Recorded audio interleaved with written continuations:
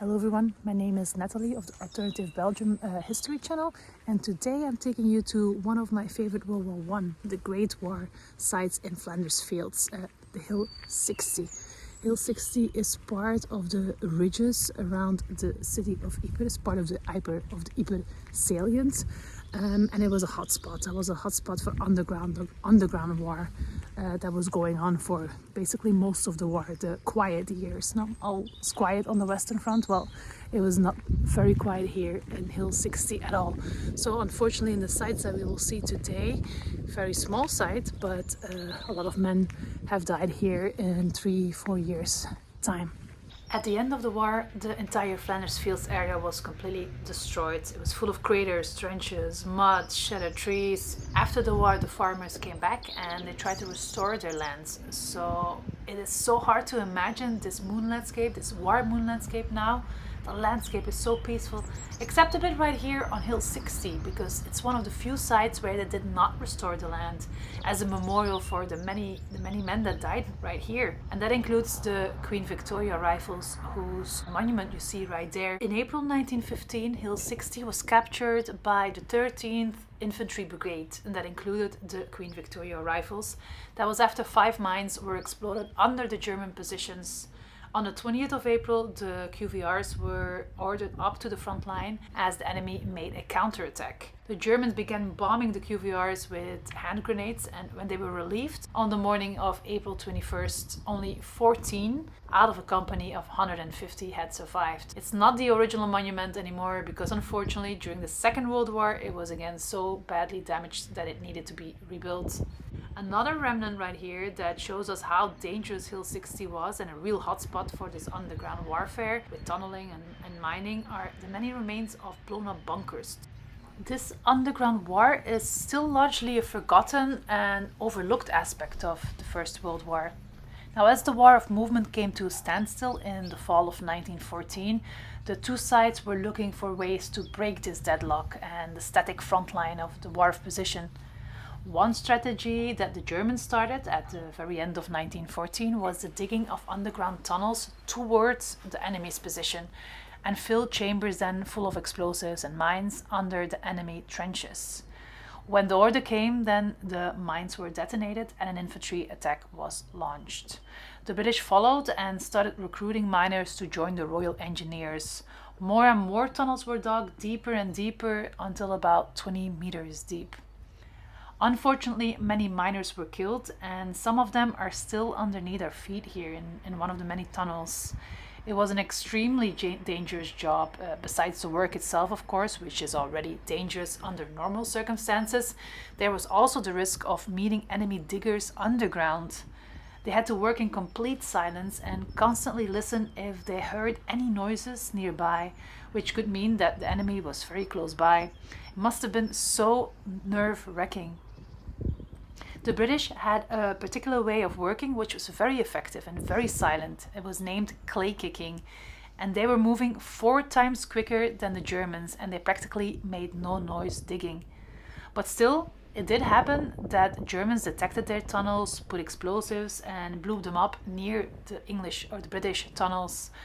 This was very dangerous, not only because, of course, the tunnels could collapse, but it also poisoned the air underground, and that is why the tunnelers always had a small animal such as a canary with them. So if the bird fainted, they knew they had to get out for fresh air. They worked in 6 or 12-hour rotating shifts in very cold, uncomfortable, cramped conditions. The tunnels were often partly flooded with water, and of course there's always the risk of trench foot. But even between the shifts, they stayed most of the time underground in the dugouts, these tunnelers or these diggers. They did receive a rum ration to keep out the cold as compensation, small compensation. Now, I want to read a testimony by Mr. Richards. He was a sapper with the Royal Engineers, and he recalled the fear of being entombed. We were mining when the stethoscopes denoted that the Germans were very close to us, so hurriedly we would try to mine so we would get underneath them. But all of a sudden this came right through the face of the wall, and then another one, until finally the Germans broke through. Well, we were tired because we had been working and we were really completely numbed. But there were two infantrymen there whose duty was to protect us in such an emergency, but unfortunately they had been tired with us. It seemed to me that on such occasions you just felt yourself encased in the soil and very often thought when you would ever get out again.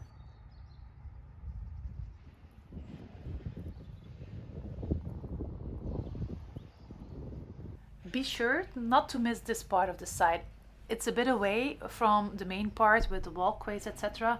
About 100 meters, I think, but it's definitely worth it. You can see it there already on our right hand side.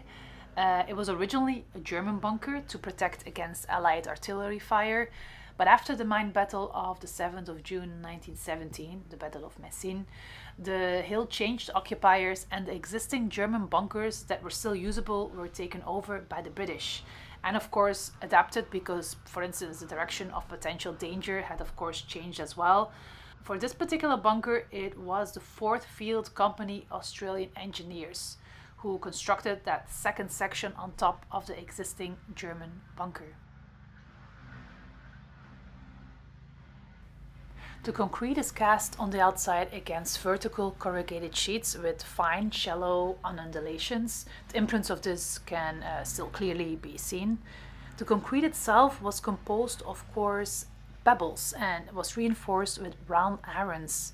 Now, due to all kinds of impacts on the walls and on the roof, the armament is clearly visible here and there.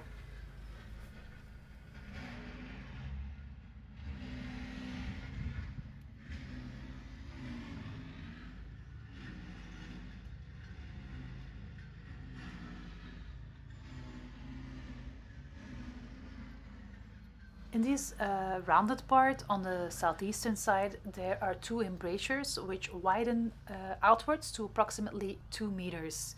These embrasures, which are approximately 30 centimeters high and more than 1 meter deep, have recesses for wooden cladding and wooden remnants.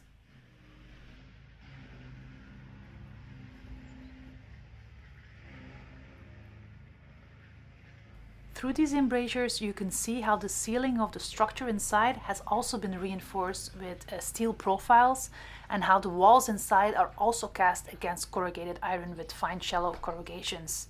Might be a bit too dark actually to see this on the video, but on the southwestern side here is an opening to enter the construction, the bunker, which now protrudes about 30 centimeters above the ground. It's this part in the back, by the way, mostly underground, that was the original German bunker or pillbox. And according to local residents, the bunker would have been reused during the Second World War and also received some direct hits, which some of the holes impacts on the bunker in front would have been from the Second World War, according to them. We're back here at the main part of the site, close to the street. Still a lot of smaller craters, some of them from mines, some of them from artillery. But you also have this really big depression, big crater, hole in the ground.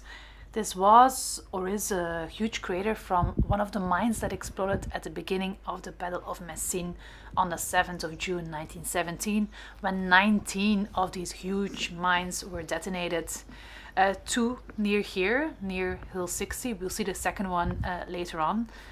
Called the Caterpillar. It's just that direction actually that crossed the railroad tracks. We will go there later. But I have mentioned before that the German and the Allied lines were very close to each other here, extremely close. And I wasn't exaggerated.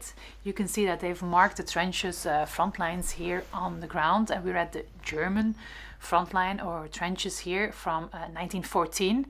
And we're going to head down or up actually to the Allied lines, English, and at a certain point the French lines here. Follow me.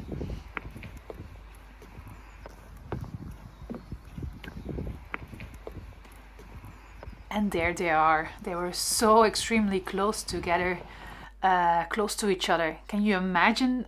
You could literally hear each other talk or cough or whatever. That must have been extremely stressful. I think it's impossible really to imagine if you have not been in a situation in such a war yourself, I think at least. Now, when we look behind us, so we make a turn here, there's the road, of course, but in the distance there is also the city of Ypres and the Ypres Salient. We'll have a closer look in a bit. You can see the towers actually even, but there are a few memorials, monuments right here. Let's have a closer look.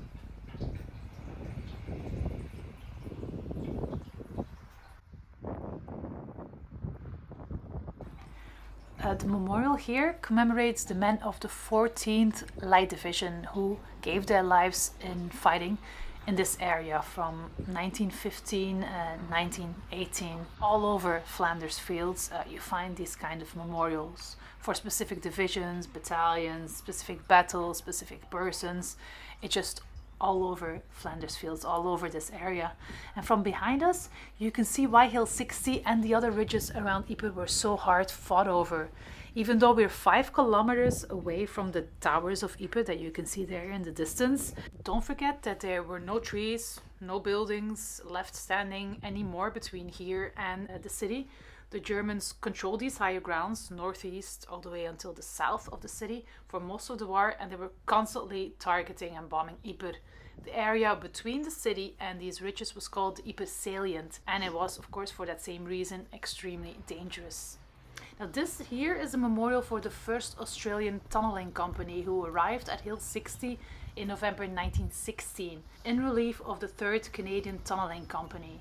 Their thankless task was to protect the mine loads that had been placed here for the Great Mine Battle of June 1917 against the German counter-reactions, both above ground and underground.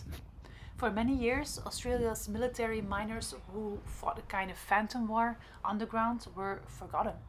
Their tale was taken to a broader audience in 2010 with the film Beneath Hill 60, which I definitely recommend. The memorial here is not just to remember their heroic deeds, but also as the last resting place of several of them who are still buried somewhere underground while they were in the deep tunnels underneath Hill 60.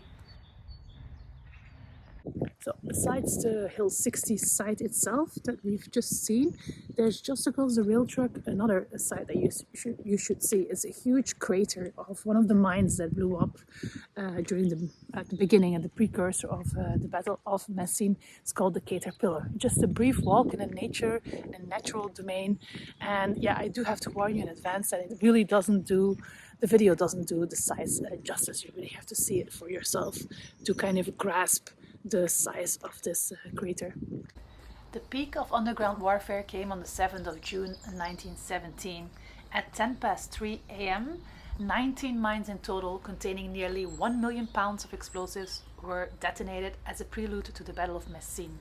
The effect was like that of an extremely strong earthquake. There was a mighty roar, columns of flame shot into the air. Thousands of tons of rubble, debris, and human remains were scattered over a wide area. It was one of the largest non-nuclear explosions of all times. Survivors spoke of a blast of hot air that could be felt 20 miles from the front, and the sound could be heard in London. It's estimated that about 10,000 Germans were killed in the explosion. It wrecked the German lines and provided the Allies with a huge advantage. They were able to take the Messines Ridge, the higher ground southeast of Ypres, which was essential for the Third Battle of Ypres, which was going to be launched a few weeks later. It was the largest straightforward victory of the British during the First World War. An interesting and maybe scary fact is that 2 of the mines did not detonate. They were not detonated by the English. They were later abandoned and details of their location were lost. One blew up actually when hit by lightning in the 50s, only killing a cow, fortunately. The other has never been found. And here we are at the Caterpillar crater. It's one of those 19 mines with a diameter of almost 80 meters or 260 feet and more than 15 meters or 50 feet deep. The tunnel to the mine was called the Berlin Tunnel. It was 200 meters or 220 yards long and passed 90 feet or 27 meters beneath the German positions through the blue clay layer to solve the problems of the wet soil. The mine chamber was filled with 70,000 pounds of explosives. The tunnel and the chamber were already finished by summer of 1916, so the mine was actually ready to be detonated for almost 1 year. The Germans a few times came very close to discovering it. I hope you kind of get the grasp of the size of this huge crater. But again, the video or even photos really don't do it justice. It's very impressive when you actually see it in person.